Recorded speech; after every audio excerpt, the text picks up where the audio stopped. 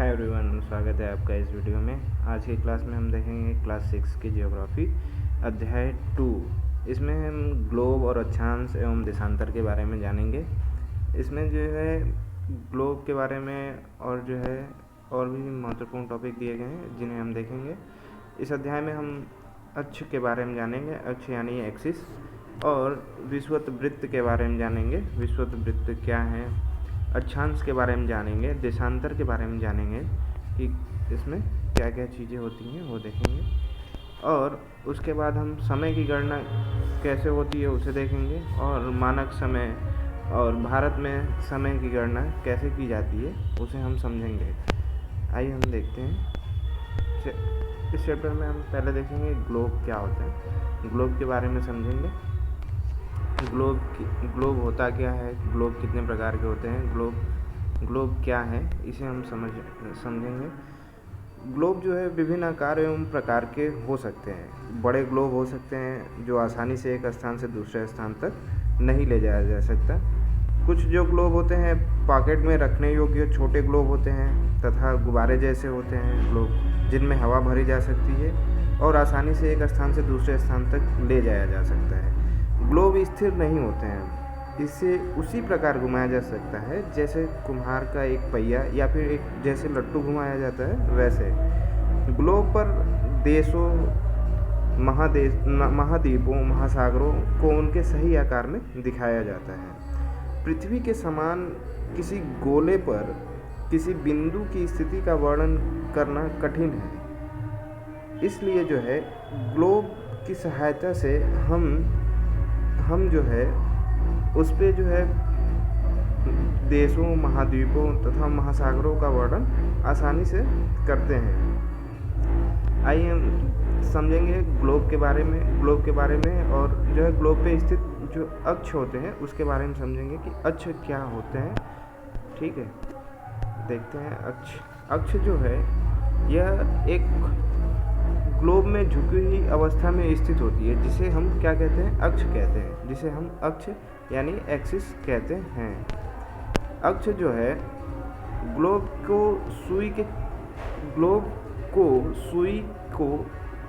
को जो है सुई के चारों ओर पृथ्वी की भांति पश्चिम से पूर्व की ओर घुमाया जाता है। जो अक्ष एक्सिस लगी होती है ग्लोब में, उसकी सहायता से जो है उसको ग्लोब को जो है पृथ्वी की भांति पश्चिम से पूर्व की ओर घुमाया जाता है।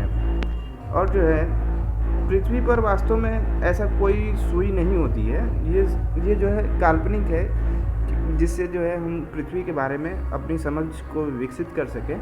इसलिए जो है इसको एक्सिस के रूप में बनाया गया है। जैसे पृथ्वी पर वास्तव में ऐसा कोई सुई नहीं होती है, वह अपने अक्ष पर चारों ओर घूमती है, जो एक काल्पनिक रेखा है। हमने एक्सिस को समझा, हमने ग्लोब को समझा। ग्लोब क्या होते हैं, ग्लोब कैसे कितने प्रकार के होते हैं। ग्लोब पे जो है एक्सिस जो होती है वो काल्पनिक होती हैं। ग्लोब पे जितनी भी जो रेखाएं खींची जाती हैं वो सभी काल्पनिक रेखाएं खींची जाती हैं। ग्लोब पे जो है ऐसा कुछ जो है ऐसी रेखाएं कोई खींची हुई नहीं है। अब हम जानेंगे इक्वेटर क्या होते हैं। इक्वेटर यानी विषुवत वृत्त। विषुवत वृत्त जो है यह एक काल्पनिक रेखा है जो ग्लोब को दो बराबर भागों में बांटती है। ग्लोब को जो है विषुवत वृत्त दो बराबर भागों में बांटती है। विषुवत वृत्त जो है पृथ्वी के उत्तर में स्थित आधे भाग को जो है बांटती है तथा दक्षिण वाले आधे भाग को बांटती है। तो उत्तर वाले जो भाग होता है उसको हम उत्तरी गोलार्ध कहते हैं, और जो दक्षिण वाले आधे भाग को हम क्या कहते हैं, दक्षिणी गोलार्ध कहते हैं।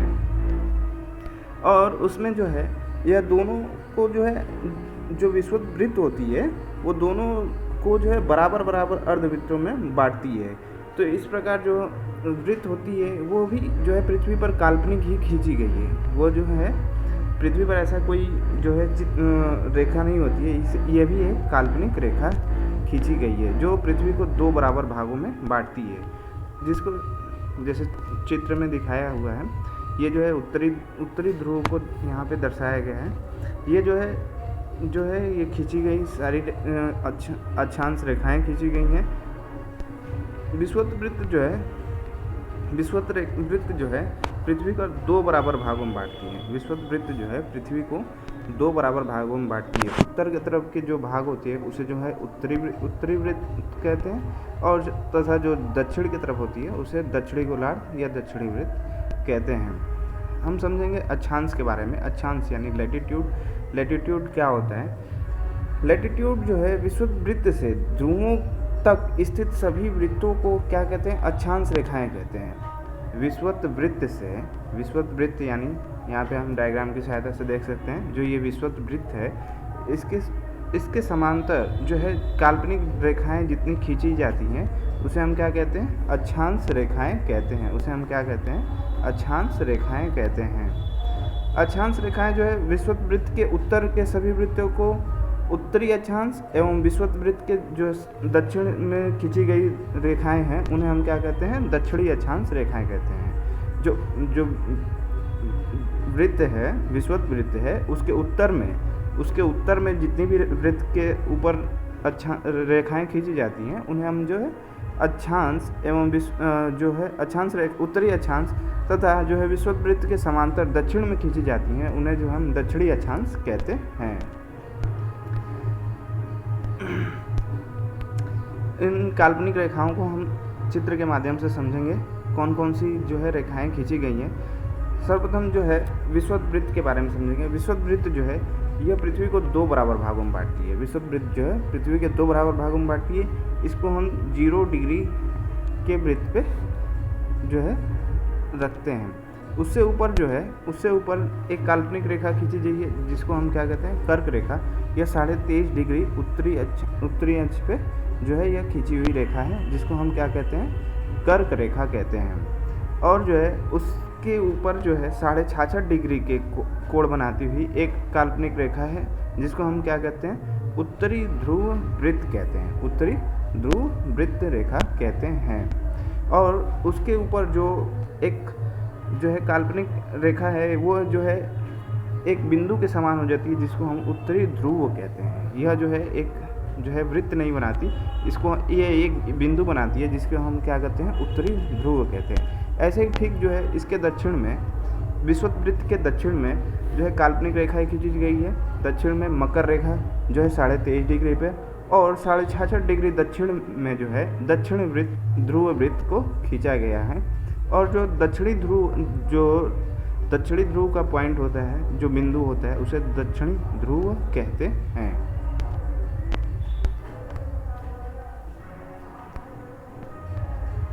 महत्वपूर्ण अक्षांश रेखाएं जो हमने समझी, महत्वपूर्ण अक्षांश रेखाओं को देखा। विषुवत वृत्त जो है 0 डिग्री पे होती है और उत्तर ध्रुव में जो है 90 डिग्री उत्तरी अक्षांश होती है, तथा दक्षिणी ध्रुव में 90 डिग्री पे जो है दक्षिणी ध्रुव होती है। और अतिरिक्त 4 महत्वपूर्ण अक्षांश रेखाएं जो है उत्तर के गोलार्ध में कर्क रेखा है जो 23.5 डिग्री उत्तरी अक्षांश पे झुकी हुई है, और दक्षिण गोलार्ध में जो है मकर रेखा 23.5 डिग्री दक्षिण में है। और विषुवत वृत्त के जो है 66.5 डिग्री उत्तर में जो है उत्तरी ध्रुव वृत्त है, और विषुवत वृत्त के 66.5 डिग्री दक्षिण में जो है ध्रुव वृत्त दक्षिणी ध्रुव वृत्त है।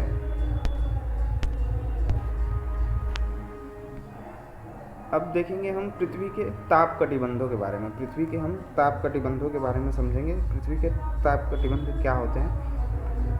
कर्क रेखा एवं मकर रेखा, जो कर्क रेखा को हमने देखा, कर्क रेखा और मकर रेखा के बीच के सभी अक्षांश पर सूर्य वर्ष में एक बार दोपहर में सिर के ठीक ऊपर होता है, इसलिए इस क्षेत्र में जो है अधिक उष्मा प्राप्त होती है तथा इसे हम उष्ण कटिबंध कहते हैं। उष्ण कटिबंध किसे कहा जाता है?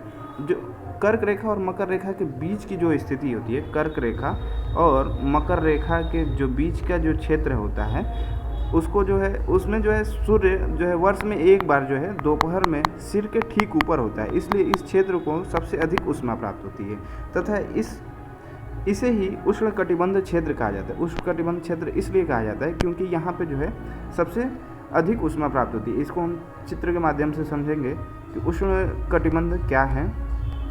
उष्ण कटिबंध क्या है, यहाँ पे देखेंगे डायग्राम में, जो ये कर्क रेखा और ये जो है मकर रेखा, कर्क रेखा और मकर रेखा के जो ये पूरा क्षेत्र है, इसमें जो है तापमान जो है वर्ष में जो है एक बार यहाँ पे बहुत अत्यधिक होती है तापमान। इस पूरे क्षेत्र को हम इसलिए ही उष्ण कटिबंधीय क्षेत्र कहते हैं। इस क्षेत्र को हम क्या कहते हैं? उष्ण कटिबंधीय क्षेत्र कहते हैं।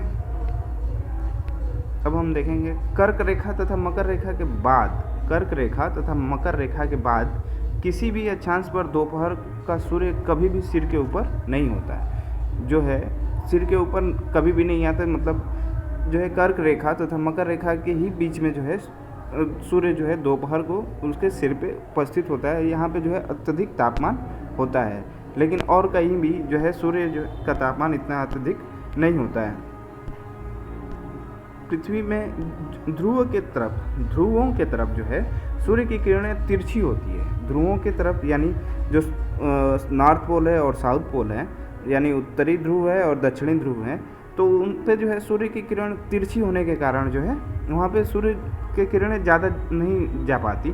जैसे उत्तरी गोलार्ध में कर्क रेखा एवं ध्रुव वृत्त, जैसे इस प्रकार जो है उत्तरी गोलार्ध में कर्क रेखा एवं ध्रुव वृत्त तथा दक्षिणी गोलार्ध में मकर रेखा एवं दक्षिणी ध्रुव के बीच वाले क्षेत्र का तापमान मध्यम रहता है। इसलिए इन्हें क्या कहते हैं? शीतोष्ण कटिबंध कहते हैं। शीतोष्ण कटिबंध क्या होते हैं? शीतोष्ण कटिबंध वो होते हैं जिनके क्षेत्र में जो है तापमान जो है मध्यम होता है। क्यों मध्यम होता है? क्योंकि इनके तरफ सूर्य की किरणें तिरछी होने के कारण जो है वहाँ पे ज़्यादा जो है तापमान नहीं पहुँच पाता है। इस वजह से उन्हें क्या कहते हैं? शीतोष्ण कटिबंध कहा जाते हैं। शीतोष्ण कटिबंध को हम समझेंगे चित्र के माध्यम से। शीतोष्ण कटिबंध क्या होते हैं? शीतोष्ण कटिबंध जैसे ये उत्तरी ध्रुव है, उत्तरी ध्रुव कर्क रेखा है, ये कर्क रेखा, और जो है ये उत्तरी ध्रुव वृत्त है।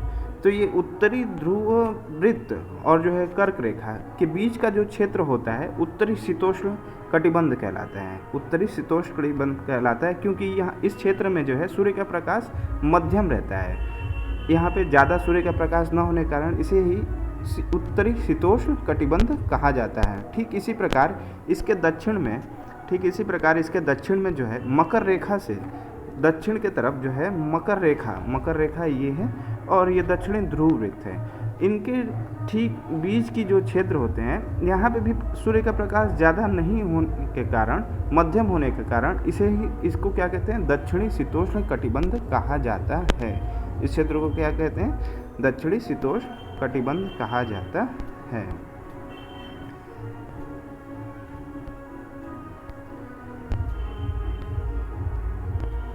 नेक्स्ट है उत्तरी गोलार्ध में जो है उत्तर ध्रुव एवं उत्तरी ध्रुव वृत्त तथा दक्षिण गोलार्ध में दक्षिण ध्रुव वृत्त एवं दक्षिणी ध्रुव के बीच के क्षेत्र में बहुत ठंड होती है, क्योंकि यहाँ पे सूर्य का क्षितिज से ज़्यादा ऊपर नहीं आ पाता, इसलिए यहाँ शीत कटिबंध कहलाते हैं। शीत कटिबंध क्या होते हैं? शीत कटिबंध जो है उत्तरी गोलार्ध में जो है उत्तर ध्रुव वृत्त एवं उत्तर ध्रुव वृत्त तथा दक्षिण गोलार्ध में दक्षिण ध्रुव वृत्त एवं दक्षिणी ध्रुव के बीच के जो क्षेत्र होते हैं वहाँ पे बहुत अत्यधिक ठंड होती है। क्यों होती है? क्योंकि वहाँ पे सूर्य का प्रकाश पहुँचता ही नहीं है। सूर्य का प्रकाश ज़्यादा न पहुँचने के कारण वहाँ पे हमेशा जो है ठंड बनी रहती है। इसलिए जो है इस क्षेत्र को क्या कहते हैं? शीत कटिबंध कहते हैं। इसको भी हम चित्र की सहायता से समझेंगे कि ये शीत कटिबंध क्या है।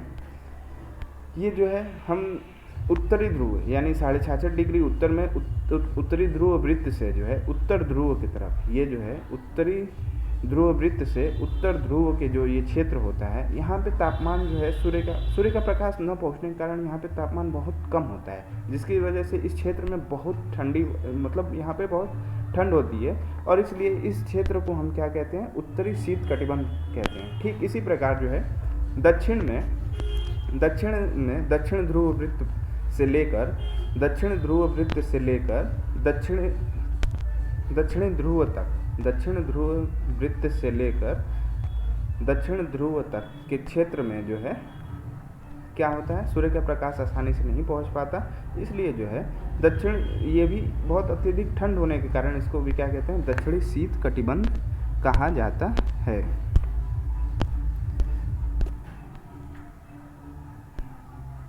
हमने शीत कटिबंधों के बारे में समझा। पृथ्वी पर ताप कटिबंध क्या कौन कौन से होते हैं इन्हें समझा। शीतोष्ण कटिबंध क्या होता है इसे जाने। शीतोष्ण कटिबंध के बाद शीत कटिबंध के क्षेत्र कौन कौन से हैं इन्हें हम देखें। अब हम समझेंगे देशांतर क्या है। देशांतर, हमने अक्षांश के बारे में समझा। अक्षांश क्या है, अक्षांश रेखाएं कौन कौन सी हैं, अक्षांश रेखाओं के जितने भी महत्वपूर्ण टॉपिक हैं हमने कवर किया। अब हम देखेंगे देशांतर क्या है, देशांतर क्या होते हैं। किसी स्थान की स्थिति को बताने के लिए उस स्थान के अक्षांश के अतिरिक्त कुछ और भी जानकारी आवश्यक होती है। जैसे हमने अक्षांशों के बारे में तो समझ लिया, और देशांतर इसी प्रकार जो है पृथ्वी पर कुछ काल्पनिक देशांतर रेखाएं खींची गई हैं। जैसे एनसीईआरटी क्लास 6 के अनुसार इसमें एक बड़े ही महत्वपूर्ण एग्जाम्पल दिया गया है। जैसे प्रशांत महासागर में स्थित टोंगा द्वीप एवं हिंद महासागर के स्थित मॉरिशस द्वीप एक ही अक्षांश 20 डिग्री दक्षिण पर स्थित हैं। इनकी सही स्थिति जानने के लिए यह पता करना होगा कि उत्तर ध्रुव को दक्षिण ध्रुव से जोड़ने वाले संदर्भ रेखा एवं पूर्व या पश्चिम की ओर इन स्थानों की दूरी कितनी है। ठीक इसी प्रकार जैसे प्रशांत महासागर में टोंगा द्वीप एवं हिंद महासागर में जो है स्थित मॉरिशस द्वीप एक ही अक्षांश 20 डिग्री पर स्थित है, उनकी सही स्थिति को कैसे पता लगाएं, क्योंकि वो एक ही जो है 20 डिग्री पे ही स्थित हैं, 20 डिग्री अक्षांश पे ही स्थित है। तो इसका पता लगाने के लिए जो है हमें जो है एक और काल्पनिक रेखा की ज़रूरत पड़ेगी, जिसको हम क्या कहते हैं, देशांतर रेखाएं जो खींची जाती हैं। इसकी स्थिति से ही हम इसको जो है ठीक प्रकार से उसको हम समझ सकते हैं। जैसे इस संदर्भ में जो है इन रेखाओं को देशांतरी यामोत्तर कहते हैं। जो काल्पनिक रेखाएं खींची जाती हैं देशांतर रेखाएं, उनको हम क्या कहते हैं, यामोत्तर रेखा भी कहते हैं। तथा उनके बीच की दूरी को देशांतर के अंशों में मापा जाता है। देशांतर के अंशों में मापा जाता है। प्रत्येक अंश को मिनट में तथा मिनट को सेकंड में भी विभाजित किया जाता है। ये अर्धवृत्त हैं। जो जितने भी देशांतर रेखाएं हैं पृथ्वी पर जो रेखाएं खींची जाती हैं देशांतर, ये जो है क्या है, अर्धवृत्त बनाती हैं। ये क्या बनाती हैं, अर्धवृत्त बनाती हैं। और जो अक्षांश होते हैं, अक्षांश ये जो है वृत्त बनाती है, ये वृत्त बनाती है ये, लेकिन ये ऊपर की तरफ जो है वृत्त न बनाकर एक बिंदु बनाती है, इसलिए इसको हम क्या कहते हैं, ध्रुव कहते हैं। यहाँ पे जो है यह क्या बनाती है, वृत्त बनाती है। जो 0 डिग्री की जो रेखा होती है विषुवत वृत्त, ये जो है पूरा सबसे बड़ी वृत्त होती है, और ये ध्रुवों की तरफ जाते जाते छोटी होती चली जाती है। और जो देशांतर रेखाएं होती हैं, देशांतर रेखाएं जो होती हैं ये अर्धवृत्त बनाती हैं। इनको जो है ध्रुवों की तरफ जो है, ये जो ध्रुवों की तरफ जो है बढ़ने पर घटती जाती हैं एवं ध्रुवों पर जाते ही शून्य हो जाती हैं, जहाँ सभी देशांतरी यामोत्तर आपस में मिलती हैं। कहने का मतलब ये है, ये ध्रुव है उत्तरी ध्रुव और ये है दक्षिणी ध्रुव। दक्षिणी ध्रुव, अब जो है ये जो रेखाएं हैं उत्तरी ध्रुव और दक्षिणी ध्रुव से जो भी खींची जाती हैं, तो ये दक्षिणी ध्रुव और उत्तरी ध्रुव की तरफ जाके मिल जाती हैं। तो इनकी जो है दूरी आपस में घटती रहती है। आप मतलब ध्रुवों की तरफ बढ़ने पे, ध्रुवों की तरफ बढ़ते हैं तो इसकी जो है दूरी घटती रहती है और ध्रुवों पे जाके शून्य हो जाती है। ठीक है, आगे देखेंगे। देशांतर में अक्षांश रेखाओं से भिन्न सभी देशांतरी यामोत्तर की लंबाई समान होती है। जो है अक्षांश रेखाओं में सबकी लंबाई समान नहीं होती है, क्योंकि वो ध्रुवों तक जाते जाते जो है उनका जो है वो कम होते जाते हैं। ठीक इसी प्रकार जो है देशांतरी यामोत्तर की लंबाई समान होती है, इसलिए इन्हें सिर्फ मुख्य संख्याओं में व्यक्त करना कठिन था। तो सभी देशों ने यह निश्चित किया कि ग्रीनिच जहां ब्रिटिश राजकीय वेधशाला स्थित है से गुजरने वाले यामोत्तर से पूर्व और पश्चिम की ओर गिनती शुरू की जाए। इस यामोत्तर को प्रमुख यामोत्तर कहते हैं और इसका मान जो है 0 डिग्री देशांतर है, तथा यहाँ से हम 180 डिग्री पूर्व या 180 डिग्री पश्चिम तक की गणना करते हैं। 180 डिग्री पूर्व हम समझेंगे इसमें क्या है, जहाँ ब्रिटिश राजकीय वेधशाला स्थित है, जहाँ पे ग्रीनिच में जो है जहाँ राजकीय वेधशाला स्थित है, ब्रिटिश राजकीय वेधशाला से जो है गुजरने वाली यामोत्तर से पूर्व एवं पश्चिम की ओर जो गिनती शुरू की जाए इस यामोत्तर को प्रमुख यामोत्तर माना जाता है। इस यामोत्तर को क्या माना गया, प्रमुख यामोत्तर माना गया है। इसका मान जो होता है 0 डिग्री देशांतर होता है, तथा यहाँ से हम 180 डिग्री पूर्व या 180 डिग्री पश्चिम तक की गणना हम कर सकते हैं। प्रमुख यामोत्तर जो होता है, प्रमुख यामोत्तर जो है प्रमुख यामोत्तर तथा 180 डिग्री यामोत्तर मिलकर पृथ्वी को दो समान भागों में पूर्वी गोलार्ध एवं पश्चिम गोलार्ध में विभक्त करती हैं। जो यामोत्तर रेखाएं 180 डिग्री यामोत्तर रेखाएं हैं या प्रमुख यामोत्तर रेखा है, वो जो है पृथ्वी को दो समान भागों में बांटती है, पूर्वी गोलार्ध में और जो है पश्चिमी गोलार्ध में विभक्त करती है। ठीक है, इसमें जो है इसलिए जो है इस स्थान को देशांतर के इसलिए किसी स्थान के देशांतर के आगे पूर्व की ओर जो है पूर्व के लिए जो है अक्षर पूर्व और तथा पश्चिम के लिए पश्चिम अक्षर का उपयोग करते हैं। ये पूर्व अक्षर के लिए उपयोग करते हैं, ये पश्चिम के लिए ये जो है वर्ड यूज करते हैं। जो 180 डिग्री पूर्व और 180 डिग्री पश्चिम यामोत्तर जो है एक ही रेखा पर स्थित होती है। ये ध्यान देने वाली बात है। यहाँ पे जो है 180 डिग्री पूर्व और 180 डिग्री जो है पश्चिम यामोत्तर की जो है रेखा एक ही रेखा पे स्थित है। दोनों जो है एक ही रेखा पे स्थित होते हैं। पूर्व और 180 डिग्री पूर्व और 180 डिग्री पश्चिम वाली जो रेखाएँ होती हैं वो एक ही जगह स्थित होती हैं। अब हमने समझा अक्षांश को, एक्सिस को समझा, ग्लोब को समझा और उसके बाद शीतोष्ण कटिबंधों को समझा, उष्ण कटिबंध, शीतोष्ण कटिबंध, शीत कटिबंध, इन सबको समझा। अब हम समझेंगे देशांतर और समय लॉन्गिट्यूड एंड टाइम को हम समझेंगे ये क्या होती हैं। ग्रीनिच पे जो है स्थित प्रमुख यामोत्तर, ग्रीनिच पर स्थित प्रमुख यामोत्तर पर सूर्य जिस समय आकाश के सबसे ऊंचे बिंदु पर होगा उस समय यामोत्तर पर स्थित सभी स्थानों पर दोपहर होगी। एनसीईआरटी 6 में जो है ये बताया गया है कि ग्रीनिच पर जो स्थित प्रमुख यामोत्तर हैं, जो सूर्य जिस समय जो है आकाश के सबसे ऊंचे बिंदु पर होगा उस समय यामोत्तर पर स्थित सभी स्थानों पर क्या होगी, दोपहर होगी। और पृथ्वी जो है पश्चिम से पूर्व की ओर चक्कर लगाती है। पृथ्वी कैसे चक्कर लगाती है? हमारी पृथ्वी जो है पश्चिम से पूर्व की ओर चक्कर लगाती है। इसलिए पृथ्वी के पूर्व से पश्चिम चक्कर लगाने से वे जो स्थान जो ग्रीनिच के पूर्व में होंगे, पृथ्वी जो हमारी है पूर्व से पश्चिम से जो है पूर्व की तरफ चक्कर लगाती है, जिसके वजह से जो ग्रीनिच के पूर्व में है उनका समय ग्रीनिच से आगे होगा और जो पश्चिम में है उनका समय जो है पीछे होगा। जो पश्चिम वाले में है ग्रीनिच, जैसे ये ग्रीनिच है, ग्रीनिच से जो है पश्चिम में जो होगा उसका जो है समय पीछे होगा, माइनस में होगा, -1, -2, -3 और जो है उसके जो आगे होगा ग्रीनिच के आगे वो +1 +2 करके ऐसे दर्शाया जाता है। उसका समय जो है आगे होगा जो पूर्व में होंगे और जो पश्चिम में होंगे उनका समय पीछे होगा। ये समय की जो है गणना कैसे की जाती है उसको समझेंगे। समय की गणना कैसे मतलब किया जाता है। तो जो है पृथ्वी पे लगभग 24 घंटे में अपने अक्ष पर 360 डिग्री घूमती है, अर्थात जो है 1 घंटे में 15 डिग्री घूम जाती है और 4 मिनट में जो है 1 डिग्री घूमती है। जब ग्रीनिच में दोपहर के 12 बजते हैं तब ग्रीनिच से 15 डिग्री पूर्व में समय क्या होता है, समय जो है 60 मिनट यानी 1 घंटे। ग्रीनिच में जो है 1 घंटे आगे होता है, लेकिन क्या है, ग्रीनिच से 15 डिग्री पश्चिम का समय जो है ग्रीनिच से 15 डिग्री पश्चिम का समय जो है ग्रीनिच से 1 घंटा पीछे होगा।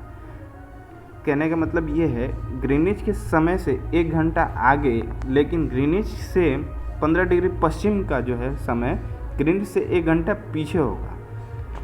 जब ग्रीनिच पर दोपहर के 12 बजे होंगे उस समय 180 डिग्री यामोत्तर पे जो है 180 डिग्री पे मध्य रात्रि होगी।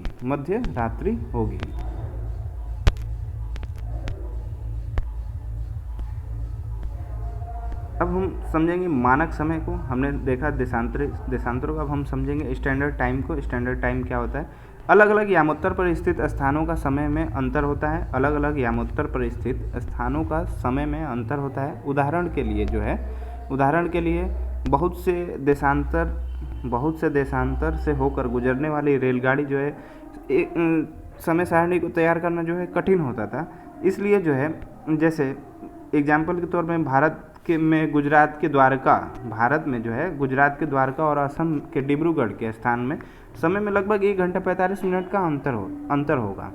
इसलिए जो है इस समय को ठीक करने के लिए जो है आवश्यक है कि देश के मध्य भाग से होकर गुजरने वाले किसी स्थान यामोत्तर रेखा को किसी स्थानीय समय को पूरे देश के मानक समय माना जाए। कहने का मतलब ये है कि यह आवश्यक है कि देश के मध्य भाग से होकर गुजरने वाली किसी स्थान या उत्तर रेखा की स्थानीय समय को पूरे देश का मानक समय जो है माना जाए, जिससे जो है समय का निर्धारण करने में कठिनाई न हो, एक मानक समय होने के कारण। अब हम देखेंगे जो है भारत में 82 डिग्री पूर्व देशांतर को जो ही क्या कहते हैं, हम मानक यामोत्तर माना जाता है। भारत में 82 डिग्री पूर्व देशांतर को ही हम क्या मानते हैं, मानक यामोत्तर माना जाता है। इसे भारतीय मानक समय के नाम से जाना जाता है। भारत के 82 डिग्री पूर्व देशांतर को हम क्या मानते हैं, मानक यामोत्तर कहते हैं। और इसे ही जो है हम क्या मानते हैं, मानक भारतीय मानक समय माना जाता है। अब हम समझेंगे इसमें भारत में टाइम का निर्धारण कैसे होता है, भारत में जो है समय का निर्धारण कैसे होता है। तो भारत की ग्रीनिच से पूर्व 82.5 डिग्री पूर्व में स्थित है। यहाँ का समय ग्रीनिच समय से 5.5 घंटा यानी 5 घंटा 30 मिनट जो है आगे है। ग्रीनिच से कितना है आगे है, 5.5 घंटा। इसलिए जब लंदन में दोपहर के 2 बजे होते हैं, तब भारत में शाम के 7:30 बजे होते हैं। 1 डिग्री में जो है पृथ्वी जो है 4 मिनट जो है मतलब अंश घूमती है। तो 82.5 में 320 मिनट यानी 5 घंटा 30 मिनट जो है ग्रीनिच से आगे होगी, ग्रीनिच के समय से ये आगे होगी। इसी प्रकार जो है रूस में 11 मानक समयों को अपनाया गया है। रूस में जो है 11 मानक समयों को अपनाया गया है, क्योंकि यहाँ देशांतरी विस्तार जो है बहुत अत्यधिक है। पृथ्वी को जो है 1 घंटे वाले 24 समय क्षेत्रों में बांटा गया है। पृथ्वी को 1 घंटे वाले 24 समय क्षेत्रों में बांटा गया है। इस प्रकार प्रत्येक समय क्षेत्र को 15 डिग्री देशांतर तक के क्षेत्र को घेरता है। हमने देखा भारत में समय तथा मानक समय क्या होता है, इसके बारे में जाना, और मानक समय और जो है समय की गणना कैसे की जाती है उसको समझा। देश और देशांतर के बारे में समझा, देशांतर क्या होते हैं, देशांतर के बारे में, और जो है अक्षांश के बारे में समझा। पृथ्वी के मॉडल ग्लोब के बारे में समझा, ग्लोब क्या है। इससे संबंधित कुछ क्वेश्चन है, हम ऐसे ही बोल के करा देंगे। जैसे पहला क्वेश्चन है, पृथ्वी का सही आकार क्या है। तो पृथ्वी का जो है सही आकार क्या है, पृथ्वी का आकार जो है जियोइड है, बहु आकार का है। ग्लोब क्या है, तो ग्लोब जो है पृथ्वी का एक छोटा सा वास्तविक मॉडल है।